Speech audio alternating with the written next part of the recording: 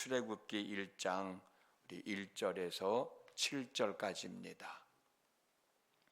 출애굽기 1장 1절에서 7절까지 우리 다 같이 함께 읽겠습니다. 시작.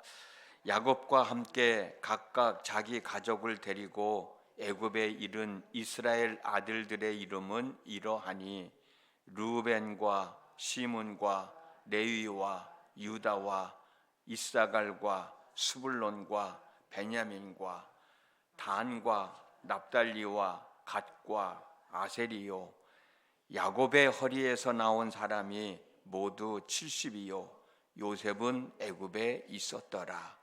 요셉과 그의 모든 형제와 그 시대의 사람들은 다 죽었고 이스라엘 자손은 생육하고 불어나 번성하고 매우 강하여 온 땅에 가득하게 되었더라. 아멘. 목사님 요거 좀 꺼주세요. 예, 고맙습니다. 오늘 또 새벽을 깨우시고 나오셨습니다. 참 잘하셨어요. 오늘도 하나님의 은혜 안에서 귀하게 복되게 아름답게 살아가는 여러분들의 삶이 되어질 수 있기를 주님의 이름으로 축복합니다.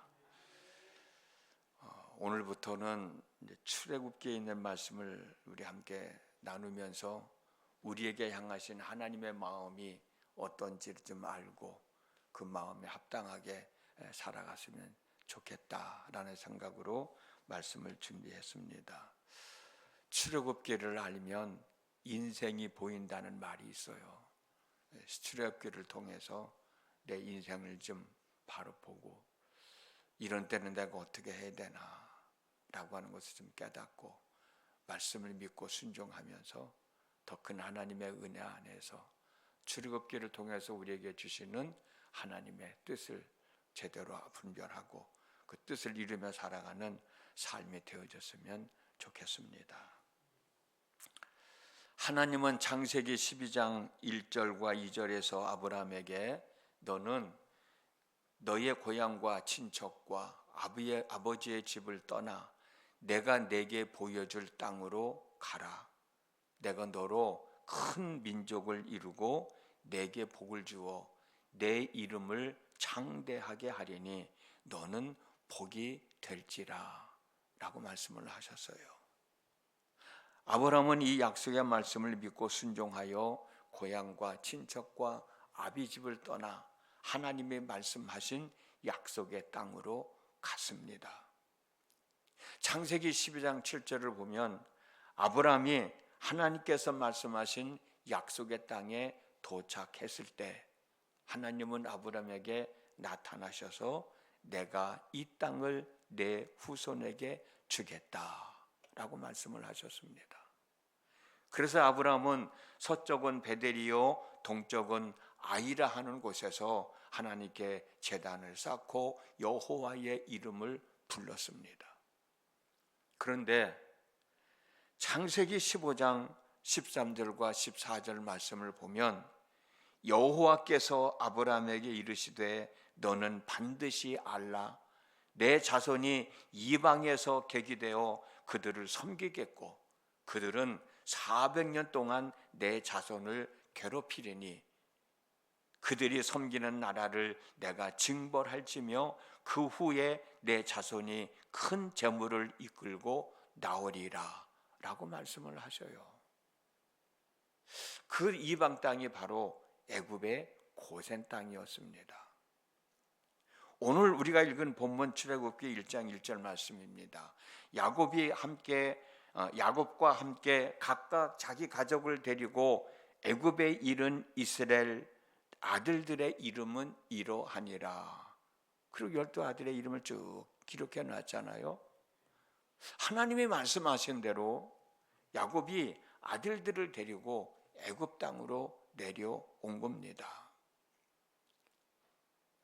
사랑하는 성도 여러분, 하나님은 당신이 말씀하신 대로 아브라함이 순종하여 친척과 아버지 집을 떠나 가나안 땅에 왔으니까 아브라함에게 약속하신 대로 아브라함과 그의 후손들이 가나안 땅에서 살아갈 수 있도록 해줘야 되잖아요. 그게 맞는 거잖아요. 아브라함은 그 하나님의 말씀을 믿고 고향과 친척과 아버지 집을 떠나서 하나님이 약속하신 가나안 땅으로 들어갔으면 거기서 살게 해줘야 되잖아요. 이 땅을 내 후손에게 주겠다라고 말씀도 하셨잖아요.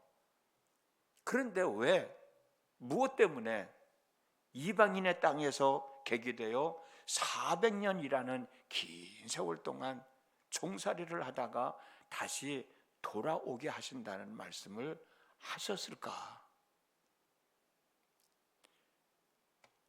아브라함이 하나님의 말씀을 믿고 가나안 땅에 들어왔으면 거기서 살도록 도와주시지 않고 왜 이방인에 계기되어서 그것도 1, 2년도 아니고 400년 동안이나 그것도 종살이를 하면서 살아야 된다고 말씀을 하셨을까 말이에요.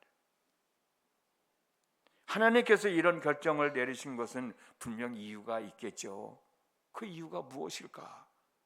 여러 가지가 있겠지만 저는 아브라함에게 약속하신 대로 큰 민족을 이루고 물질의 복을 받게 하시려는 하나님의 계획을 이루시기 위하여, 완성하기 위하여 이와 같은 결정을 내리신 거라고 저는 믿어요. 왜 이렇게 말씀을 드리느냐면 아브라함이 가나안 땅에 도착했을 때는 아브라함 자신의 가족들 뿐이었어요. 창세기 12장 5절을 보면 아브라함이 하나를 떠날 때 아브라함과 그의 아내 사레, 그리고 조카 롯, 그리고 하란에서 모은 모든 소유와 얻은 사람이라고 그랬거든요. 그 얻은 사람은 종입니다. 종, 아브라함의 종. 당시에 아브라함이 부리던 종이 몇 명인지는 정확하게 알 수 없지만 몇 명이나 되겠어요. 참 소수의 사람이잖아요. 아브라함과 그의 아내 사레, 그리고 조카, 그리고 종 서너 명, 몇 명인지는 모르지만 종을 데리고 왔잖아요. 이 사람들이, 이 소수의 사람들이 낯선 땅 도착해서 거기서 짐을 풀고 거기서 땅을 일구고 농사를 지으며 짐승을 키우려 했을 때 거기에 살고 있던 부족들이, 그 원주민들이 그 땅에서 살아갈 수 있도록 보고만 있었을까? 그냥 놔뒀을까? 그러지 않았습니다. 창세기 12장을 보면 하나님이 주신 땅에 도착했을 때 기근이 들어서 아브라함이 가족을 데리고 애굽으로 내려갔습니다. 그때 아브라함이 자기 아내인 사레에게 한 말이 있어요. 여러분들도 너무나도 잘 알 것입니다. 아브라함은 그의 아내 사레에게 그대는 아리따운 여인이다. 당신이 나의 아내라고 하면 사람들은 나를 죽이고 당신을 데려갈 거다. 그러니 이제부터는 당신은 내 아내라고 그러지 말고 내 누이라고 얘기해라.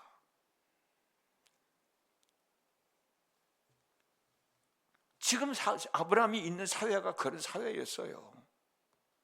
창세기 21장을 보면 아비멜렉의 부하들이 아브라함의 우물을 뺏어서 막아버린 사건이 있었습니다. 우리 땅에서 살지 말라는 얘기 아니에요? 창세기 26장을 보면 이삭이 판 우물을 빼앗고 막아버린 사건도 있었어요. 이런 사건들로 짐작하건대 아브라함과 그의 아내와 조카 롯과 종들은 가나안 땅에서 큰 민족을 이루고 살아가기는커녕 복의 근원이 되기는커녕 목숨조차도 부지하기 힘들었을 것이라는 생각이 들어요. 그래서 하나님은 아브라함과 그의 후손들이 가나안 땅에서 당당하게 살아갈 수 있는 큰 민족을 형성하게 하시고 부를 축적하게 하시려고 선택한 곳이 바로 애굽 땅 고센이었다. 이와 같은 계획을 이루시기 위해서 하나님은 요셉을 미리 애굽으로 보내셨고 애굽의 총리가 되게 하시지 않았나. 요셉이 창세기 45장 7절에서 10절까지 자기 형들에게 한 이야기가 있어요. 그 고백을 한번 들어보십시오. 하나님이 큰 구원으로 당신들의 생명을 보존하고 당신들의 후손을 세상에 두시려고 나를 당신들보다 먼저 보내셨나니 그런즉 나를 이리로 보낸 이는 당신들이 아니요 하나님이시라. 하나님이 나를 바로에게 아버지로 삼으시고 그 온 집의 주로 삼으시며 애굽 온 땅의 통치자로 삼으셨나이다. 당신들은 속히 아버지께로 올라가서 아뢰기를 아버지의 아들 요셉의 말에 하나님이 나를 애굽 전국의 주로 세우셨으니 지체 말고 내게로 내려오사 아버지의 아들들과 아버지의 손자들과 아버지의 양과 소와 모든 소유가 고센 땅에 머물며 나와 가깝게 하소서라는 말을 전해라고 하잖아요. 애굽의 고센 땅으로 내려온 사람이 70명이었다고 오늘 본문 출애굽기 1장 5절과 창세기 46장 27절에 기록되어 있어요. 요셉에 의해서 이스라엘 백성들이 애굽의 고센 땅에 내려온 사람이 70명이었어요. 이 70명의 사람들이 지금은 몇 명이 되었습니까? 본문 출애굽기 1장 7절 말씀을 보면 이스라엘 자손은 생육하고 불어나 번성하고 매우 강하여 온 땅에 가득하게 되었다.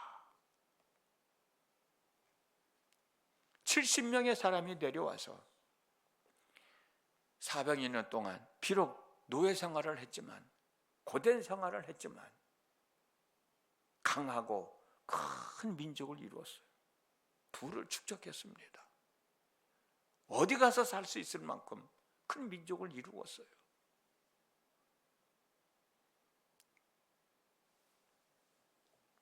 이사야 55장 8절을 보면 이는 내 생각이 너희 생각과 다르며 내 길은 너희 길과 다름이니라 여호와의 말씀이니라 라는 말씀이 있어요. 그렇습니다. 하나님의 생각과 우리의 생각은 다릅니다. 하나님의 길과 우리의 길도 다릅니다. 그러면 우리는 누구의 생각을 따라가야 됩니까? 내 생각을 따라가야 됩니까? 아니면 하나님의 생각을 따라가야 됩니까? 당연히 하나님의 생각을 따라야 됩니다. 하나님의 길을 따라야 되잖아요. 왜냐하면 하나님은 전지전능하신 분이십니다. 모든 것을 다 알고 계시고 모든 것을 다 하실 수 있는 분이기 때문에 우리는 하나님의 뜻을 따라야 되고 하나님의 길을 가야 돼요. 그러나 우리는 어때요? 한 치 앞도 볼 수 없잖아요. 할 수 있는 것보다 할 수 없는 것들이 더 많잖아요. 더 중요한 건 우리는 하나님에 의하여 사랑하는 사람들이잖아요. 그러니 하나님의 생각을 따를 수밖에요. 하나님의 길을 따라갈 수밖에요. 여러분들이 지금 어떤 상황에 처해 있든 여러분들이 지금 처해 있는 상황은 하나님께서 여러분들에게 향하신 하나님의 계획을 이루어 가고 계시는 과정의 한 부분이라는 것을 믿으시고 오늘 한순간 한순간을 귀하게 여기시고 최선을 다하며 살아가는 삶이 되어졌으면 정말 좋겠습니다.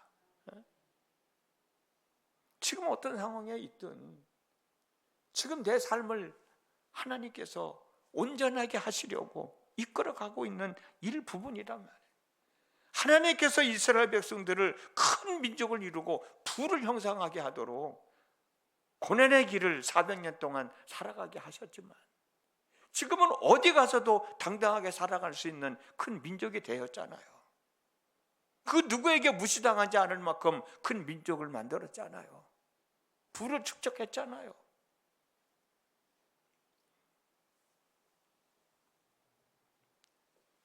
큰 민족을 이루었고 부를 축적했고 많은 종들을 거느리게 됐으니까 이제는 하나님은 이스라엘 백성들을 가나안 땅으로 돌려보내야 되잖아요. 돌려보내기 위해서는 어떤 사건이 있어야 되는데, 그 사건의 시작이 내일 나눌 말씀인데, 출애굽기 1장 8절과 9절을 보면 요셉을 알지 못하는 새 왕이 일어나 애굽을 다스리더니 그가 그 백성에게 이르되 이 백성 이스라엘 자손이 우리보다 많고 강하도다 라는 말씀이 있습니다. 70명의 사람들이 내려왔지만 400년이 지난 지금은 애굽 왕이 두려워할 정도로 큰 민족을 이룬 거예요. 부를 축적한 거예요. 이제 이스라엘 백성들을 가나안 땅으로 돌려보내야 되잖아. 하나님이 그렇게 말씀하셨으니까. 그러기 위해서 애굽 왕 중에서 오늘 보면 저 7절 8절 말씀 8절 말씀대로 요셉을 알지 못하는 새 왕이 등장을 하게 되는 거예요. 오늘 또 우리는 하루를 살아갑니다. 무엇인가 보고 만지고 느끼려고 표적을 구하는 사람들이 아니라 내 곁에서 늘 함께 계시며 내 삶을 주관하시고 만들어 가시는 하나님이 계시다는 사실을 믿고 행함으로 하나님의 영광을 보며 살아가는 여러분 모두의 삶이 되어졌으면 좋겠습니다. 지금 여러분들이 어떤 상황에 처해 있다 할지라도 하나님은 내 삶을 지금 만들어 가시는 과정이다. 그 과정을 극복해 나가는 게 믿음의 삶이 아닐까.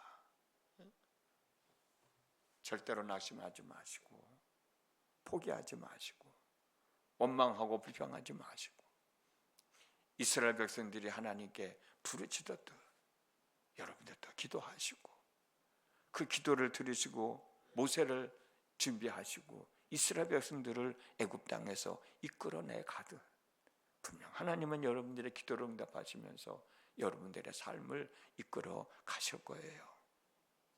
오늘도 그런 하나님이 나와 함께 계시다. 가나안 땅에서 소수의 사람 아브라함의 가족만이 살아갈 수 없으니까 그들을 애굽 땅에 보내셔서 큰 민족을 이루게 하셨다. 큰 부를 쌓게 하셨다. 나도 이 땅에서 당당하게 하나님의 영광을 드리며 살아가게 하신다는 그 꿈을 가지고 그 믿음을 가지고 오늘 또 하루의 삶을 잘 추스리며 살아가는 여러분 모두가 되시기를 주님의 이름으로 축복합니다. 기도합니다. 오늘 또 저희들에게 한 날의 삶을 허락하셨습니다. 오늘 또 저희들에게 향하신 하나님의 계획이 있습니다.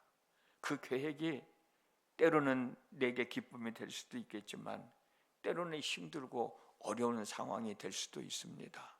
그렇다고 두려워하지 말고 그렇다고 원망하고 포기하려고 하지 말고 내 삶을 이끌어 가시는 하나님의 계획 속에 이루어진 사건임을 믿고 더욱더 하나님을 바라보고 더욱더 하나님의 말씀을 믿고 의지하고 살아가는 저희들이 되어질 수 있도록 성령님 도와주시옵소서. 이 시간 기도할 때도 중언부언하지 않게 하시고 내가 처해 있는 상황을 하나님 앞에 고백하며 하나님이 어떻게 역사하실까를 기대하며 하루의 삶을 사는 저희들 되어지도록 은혜를 덧입혀 주시옵시고 그 믿음으로 당당해질 수 있도록 성령님 함께해 주옵소서. 예수님의 이름으로 기도드렸습니다. 아멘.